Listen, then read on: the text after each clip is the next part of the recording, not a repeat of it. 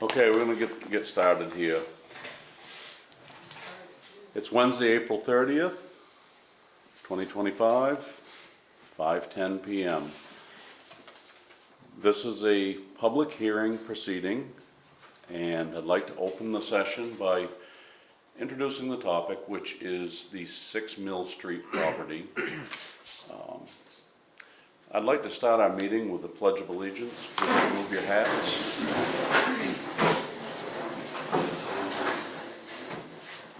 I pledge allegiance to the flag of the United States of America and to the republic for which it stands, one nation, under God, indivisible, with liberty and justice for all.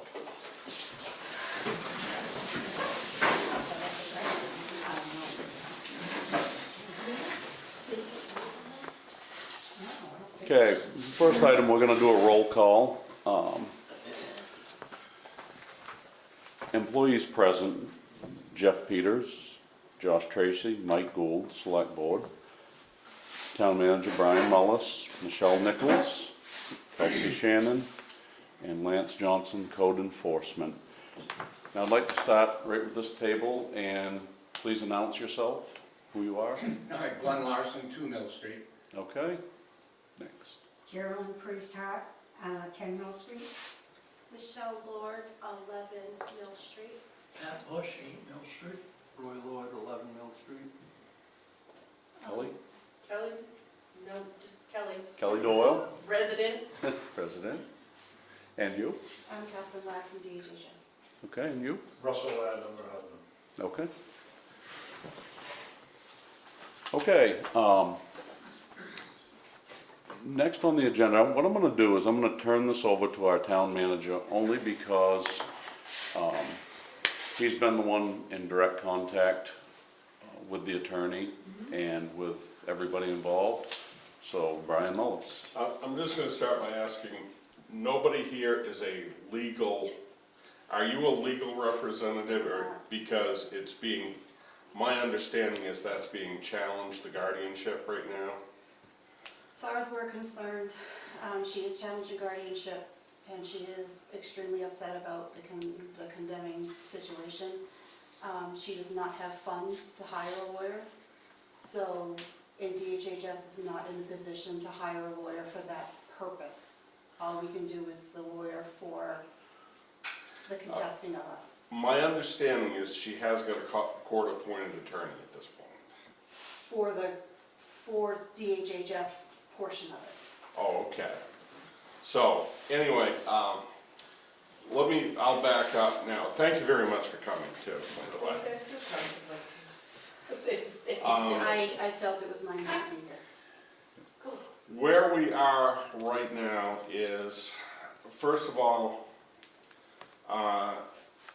Mrs. Sebastiano is in care, and we're not going to discuss her situation beyond that. I don't think it's appropriate to. But we are moving towards condemning the structure and probably tearing the structure down, having the structure torn down and removed. The law requires a public hearing before we can do that. That's what the purpose of this was. The problem, the wrinkle that got kind of thrown into this, I just heard from the attorney yesterday, too late to cancel a public hearing or postpone it, that she has a court-appointed attorney and they're contesting pretty much everything by the sounds.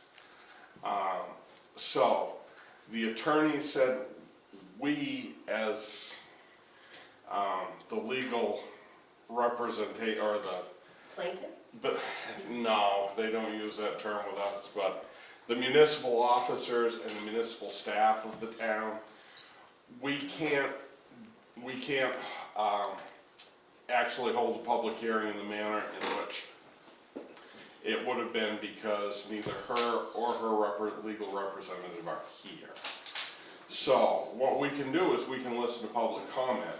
We just can't comment back to you because it might be, I don't know, some sort of legal prejudice that we don't want to, that's kind of a swamp we don't want to get into. So What the attorney told me in our last contact, which was today, was that if either Mrs. Sebastiano or her legal representative, neither one of those were there, we would need to continue the hearing. And that when we continued the hearing, our attorney would go to the judge and have them subpoenaed to be at the next hearing. Now, my understanding, and this is a little bit of a guesswork on this, and Mike, if I'm wrong, if you think I'm wrong, tell me.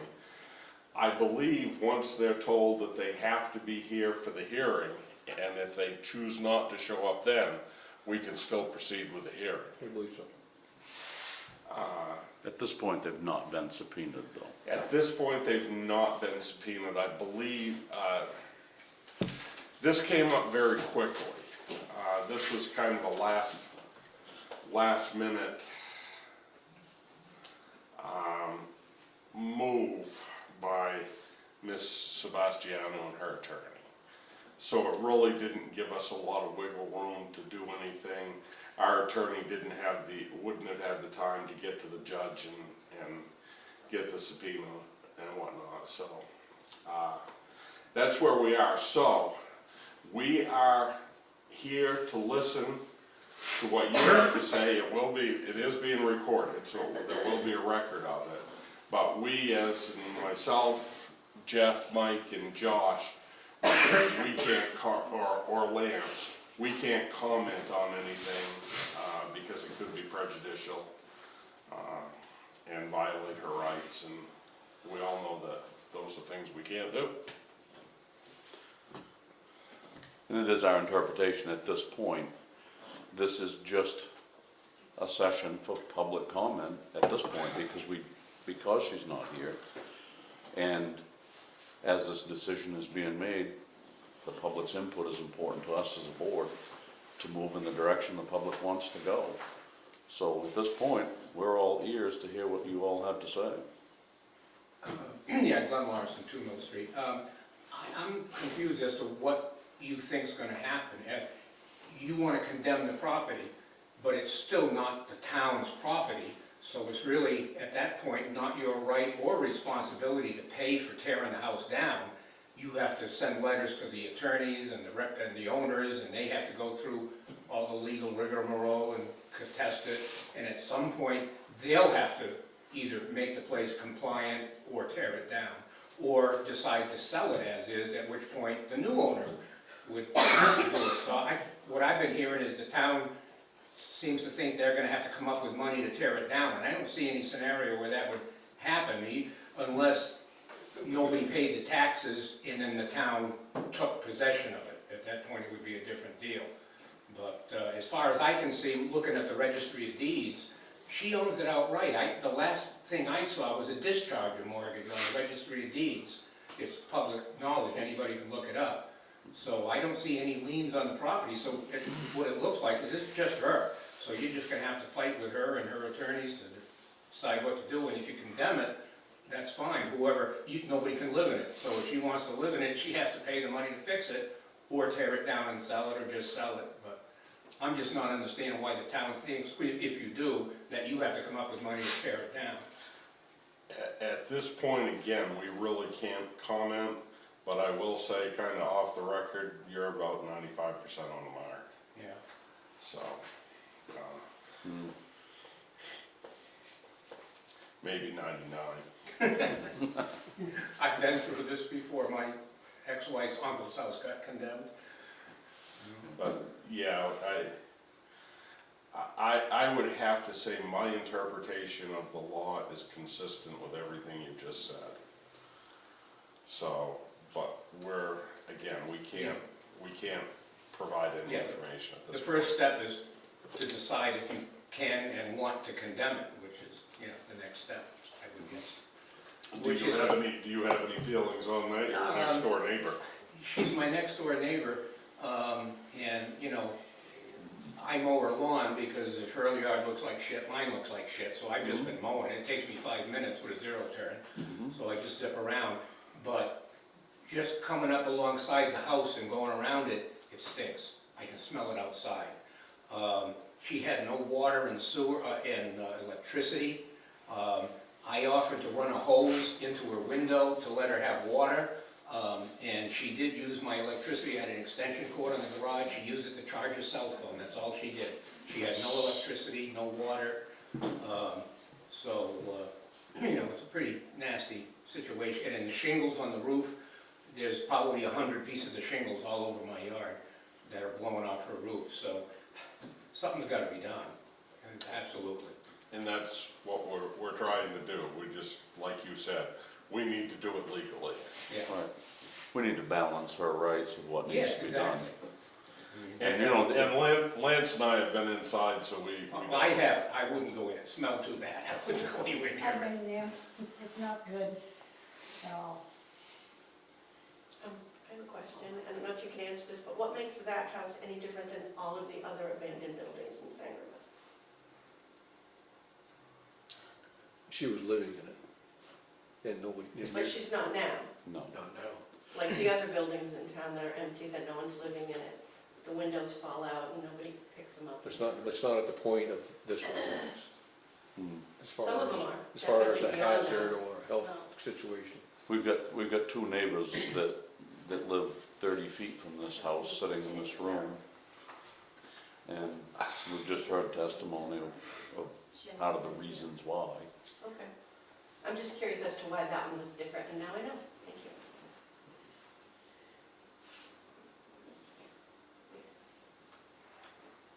Anybody else? Yeah, I live on the other side at 8 Mill Street from him. And, it's, like he said, it's bad, yeah, really bad. I know Brian can't comment, but he's been inside and he knows it's bad. I feel at this point, it's an environmental issue as well as a health issue for the neighborhood. Mhm. I know the town's in a tough position, but something has got to be done. And now that they took all the cats away, I'm afraid the rats are gonna show up, Yeah. Well, you The know squirrels, that. they will. you know. Do you know what the final number was of cats that they got? Kelsey, do you remember? I was believe thinking it was around 18. 30. Was it that high? Yeah, I thought it was too. Between Not all to of them. mention what the Yeah, that's true. neighborhood has trapped. And, because we trapped for years, and Gary would come and get them. And that, we just did that all the time. Plus, we don't know how many dead ones were in there Right. because she had at one time, she had 50 of them hauled off, dead kittens and cats. That froze because she didn't have power, she didn't have heat.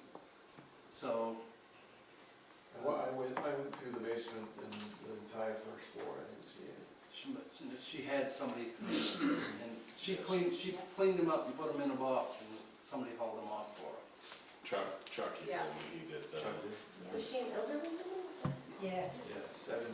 72. If it hadn't been for the town getting involved, the woman would be dead today. Of course. That was the reason for us looking into condemning the property, is she was there and it was an unsafe environment, and it's the tools that we have to push that forward. You've probably received calls from my wife, Kathy Jorgensen, because she was concerned about it. She brought her food over and she called, I don't know, the state and local, and she made a lot of phone calls trying to get help for her. But that's part of the difference, Kelly, between this case and other abandoned buildings. This action began because there was human life involved. It was what needed to happen to move this forward. Nobody outdone. I'm just saying that I know people that live like that. Mhm. Nobody does anything. Basically, the neighbors came to me and said, you gotta do something. And once I got down there and saw their position, I said, yeah, we gotta do something. That was how this got initiated. yes, I had several conversations with your wife, she's a nice lady, so. Better than a tent. Well, they hauled her out of there, what, twice, hypothermia. And then they tried to get her to go to Wisconsin, she turned right around and came back, and they had to haul her out again. I have so many mixed feelings about this because some people live Well, in tents. we live You- there. And they don't We help live them on either. it. I don't know, it's a So- huge social issue. You know what, Kelly, from a standpoint, totally aside from the specifics of this, we all have mixed feelings about The taking correct property, action. forcing somebody from their home. Mm. That is something, none of us take that lightly. It's a scary thing that government even has that power. So we all respect the magnitude of that and how serious we have to take it, and we are not going to violate anyone's rights. That's Thank why this hearing is gonna be continued as per legal This is representation. part of her legal right to have this hearing right here. Good, because I have actually witnessed someone in the city of Bathurst sworn in on a homelessness committee whose only job it was to find out how they were surviving in the city so they could be kicked out of the city and discouraged from staying there. It wasn't to help the people. Do you understand what I'm saying? Yeah.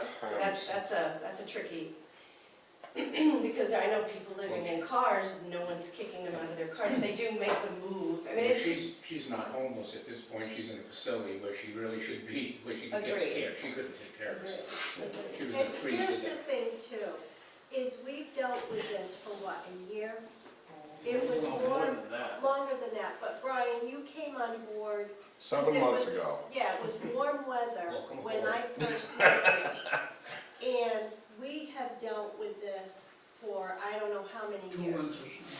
So, and as for you, we have lived this, and no disrespect to you, but you've just come in, and quite frankly, how you feel is, that's a whole separate entity. But we've lived this, and we have all advocated for Stephanie very, very much. Taken her food and everything, all the neighbors running errands. And- no, I know people, I know the guy Dropping used to off drive her. cat food. I've done that, so I don't mean to disrespect you, but it's taken it away from our main topic, which is here to discuss Stephanie. So, Because she's living in with the counters with this much animal waste pieces on the counters. Have you ever mucked a barn? Not to be disagreeable, but I'm just saying that a house to be condemned, I mean, I've never seen it. I haven't been in it, so I apologize if I'm acting ignorant or something. I've never been in it to see if the house itself is dirty or if it's condemnable. They have been, What? they have been. They have been in And there. again, this is an area we can't comment And we- on because of the legalities right now. When we continue the hearing and her or legal representation is here, then we can respond to your comments, but to do so right now could be prejudicial. Had her representative been here, we could have a deeper conversation about it, but we can't. So basically, I'm sorry, what you had said is true, so that there's all these steps that have to be taken. And we do not want to miss a single one. None of us even want to be in this position. The people on Mill Street came to us with this problem. The first reason is every single one of them was concerned about her health and well-being. And that's where Brian came in. He is our health officer, and it's his responsibility to address that. That's what this is. And what does but you can't comment, she wants to be in her house still? I'm trying to keep up with, I don't know what's So going on. as her guardian, she is fighting, she wants to stay in her house, she wants out of where she's at. She's very upset that she was placed in the environment that she's at. It's her belief, again, her belief, Mhm. not meaning reality, but her belief that she's gonna be getting out of there, and she's coming back to her house, she's gonna fix it all back up. I can't tell you any more than that, but I can just say that's what her belief is, and that's why she's fighting it. First of all, she don't have the money to put the power up, she don't have the money to fix the sewer. That's just to get lights and What does the water. town have her building valued at? What is she being taxed on? What is the value of that building? I don't have the answer to that. I don't have that information right handy. 40,000? Because realistically, if Anything- it was being taxed at 40, she could borrow the money and take the equity out and do the work. Just saying. Anything I threw out for a number would be a complete guess, Kelly, I honestly don't know. Well, And, you know, She doesn't Given the have the condi- means to do that. given the is she a condition, family? Obviously not. given the condition of the building, I'm sure a mortgage, anybody that would loan money would probably require some sort of inspection that building couldn't pass. Did you by chance look into that, is it Wells Fargo that I had mentioned? Is that a mortgage? Oh, yeah, they're a fun organization. You get on, you call their phones, you get on this menu that's an endless loop. You get on their website and everywhere it takes you to somewhere else that, you know. Yeah. If you wanna borrow money, that you Oh, can they're, yeah, find, those pick up on the first ring, right? you can find all kinds of help with that, but if you wanna talk to anybody about anything else, so that whole thing has been placed in the hands of our attorney. She Okay. thought she might be able to make some progress. So as guardian, I would just have a question. So if, I don't know if you guys can answer this, and I totally respect that. But if the house is condemned and she has a loan on it, what happens to that? That, we're gonna wait to hear from our attorney. Perfect, okay. And again, this is baby steps. This is, No, I respect this is, that, this absolutely. is dotting every I and Oh. crossing every T. I'm just gonna throw this out there too. That the lumber in these old homes is very desirable to a lot of people. I don't know if you've heard like salvage wood and all that. So there may be money in like the roof wood, the floorboards in the attic. This old lumber is highly sought after by a lot of people. I think the environmental concern might trump that. Yeah. Excuse me, what? Are you talking to Let's me? just keep Yeah, this we civil. got- we Let's- wanna keep We're not this- gonna, Yeah. this is just gonna, we're gonna be polite to each other. Yeah. We'll just, you can discuss that outside afterwards if you like. Well, like I said, condemning it just means there's no occupancy permit. It's unsafe, you can't live in it. The house has to have an occupancy permit for anybody to live in it. It Correct? has to meet certain state and federal building codes, and that place certainly doesn't. Doesn't. So nobody can live in it, by my guess, not having been in and seen it like you guys have, but I don't see any problem with the town condemning it, and then it goes into what happens next. Right. And if there's a bank involved, and the bank would just say, oh, the place is condemned, they'd foreclose immediately, saying, you haven't maintained it, you haven't fulfilled your obligation as, you know, our client, they'll foreclose on it, and they'll just sell it for what they can get to, even if they put $5,000 in their bank account and write off the rest. Or they'll just write it off in entirety. Yeah, and give it to the town, say, here, you take it, you know?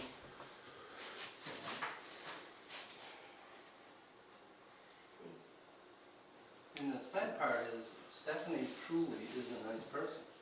She just don't have the means to take care of that, and with her, from what we've seen, we're not professionals, but her mental state of mind with all the cats. I mean, you can't have 60 cats and not enough income coming in to feed them, say nothing about yourself. And that's what that house has been. It's been a cat house with a person that's living in there with the cats. And unfortunately, any material that would be in it, all the sewage smell, the feces smell, the urine is all in the lumber. It could not be sitting. Well, then I would put the blame on the animal control officer that didn't fix the problem when it started. I think we want Yes. to avoid Animal- assigning blame to anybody here. Well, I'm just saying that if there are people this is existing an now with unfortunate- 27 dogs in their house, that's the problem, right? But Get rid of everybody- the dogs. These people, the authorities have very limited power. Everybody has a right to do what they want to do. You know, if they wanna live like that, you know, it's really hard to say, no, you can't, or I'm gonna come and take you. The Humane Society would have something to say about Well, animals living like that. Maybe the animals, they'd be concerned about the animals, but Well, more so than the seriously. people. you But know. then that would solve the The problem. thing, the Well, thing is though, the town did get involved once they knew the problem. yeah, Uh-huh. And they went down and looked into it, and the number of cats actually not last winter, because she didn't spend a whole winter there, because the cats were being taken away. The more cats that got taken away, that was her heat source. That's what kept her alive Yeah, she was- the winter before. I mean, Those she- cats laying on top of her, keeping her warm through the night. But as the cats were taken away, that didn't happen anymore, and she got hypothermic and ended up in the hospital. And animal control went there probably at least a dozen times and tried to help her get the cat situation under control. And once she found out they were gonna take them, she would no longer let them in the house. I've got 6 cats, she might have had 60. I got 6 cats and there's nothing they can do. Their hands were tied, legally. So they did try.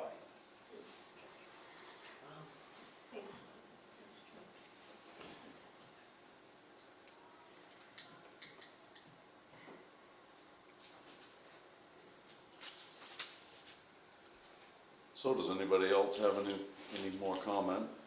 where are you gonna post the next meeting, and once you determine when attorneys and like are gonna be here?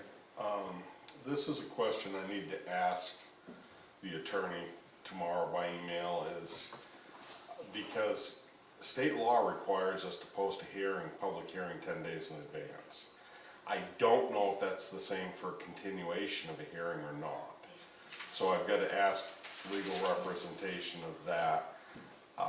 My thought is that probably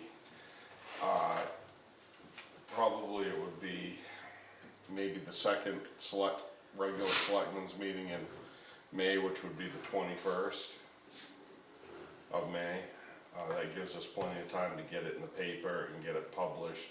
Unless the attorney comes back and says, no, you don't need to do that, you can continue it with just 5 days notice or whatever, then we might do it next Wednesday the 7th. But we'll make sure that this is advertised appropriately so that everybody knows about it. There'll be a sign posted in the window of the town office. We posted at the post office. And there may also be some subpoenas involved that we've got to see how much time that takes. Where we promise we will do this as expeditiously as possible. However, we're gonna follow the rule of law to the absolute letter. Well, you guys have done a phenomenal job at helping all of us there. And we all are so appreciative because not only did you help us, but most importantly, you helped Stephanie. And that is the main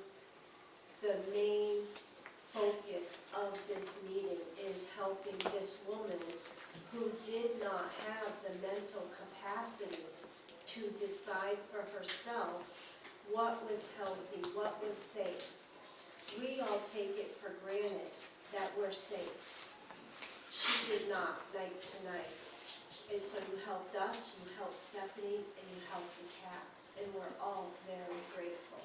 Because it was hard for us at night, bitter cold, we're all in our houses. And every day we'd be like, I wonder if she's alive. If you didn't sue her, you wondered. Yeah, we There's no always, programs through the state? Efficiency Maine couldn't throw in a heat pump because she's low income or something? They couldn't throw in a heat pump because she didn't have she had no electricity. power. I She mean, had no water. It's a The ripple water was effect. shut off two and a half years ago. Because it would freeze in the winter. There's no heat or water. What? No heat or water. No heat or water. Because she had hot water heat. So if she had no heat, she had no electricity even to run it, even if it was working. And Was no it any plug. inability to pay the bill? We don't know. No, at that point, we don't know. But once everything started going, it was like her furnace broke down, and her water froze up. Tree came down and pulled the wires off the side of the house.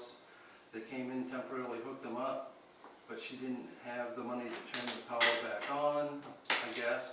Nobody seems to know exactly where it all started.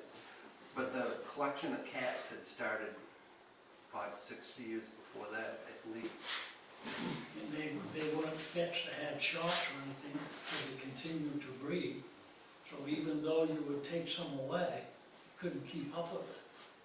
You can't And she take had 4 no away plumbing, and have 10 right board. she didn't have a bathroom to use for. It's not good.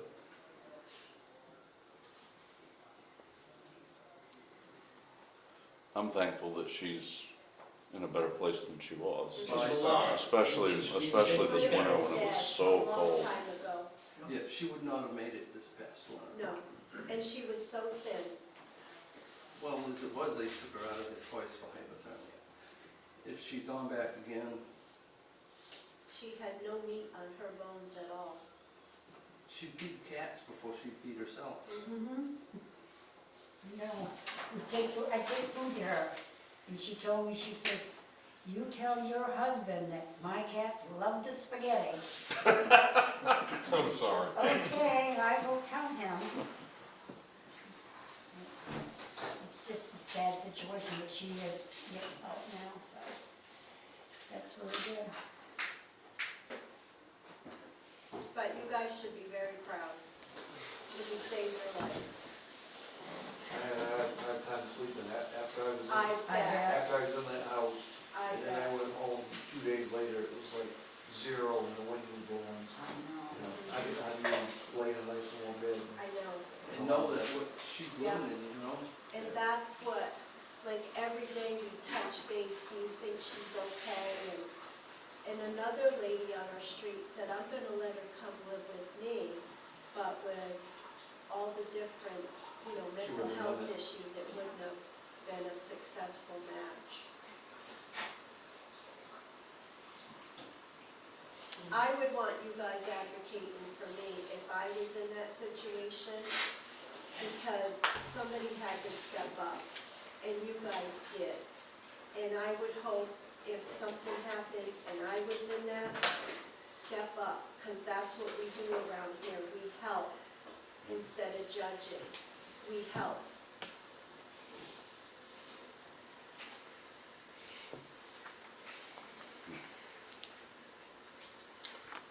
Well, thank you for the comments, Michelle.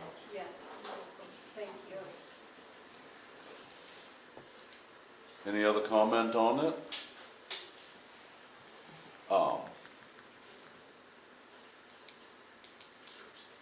We're hoping that in the continuation that you all will come. And we'll try to make sure that you're aware of the meeting. And we can go to the next step and see what that looks like.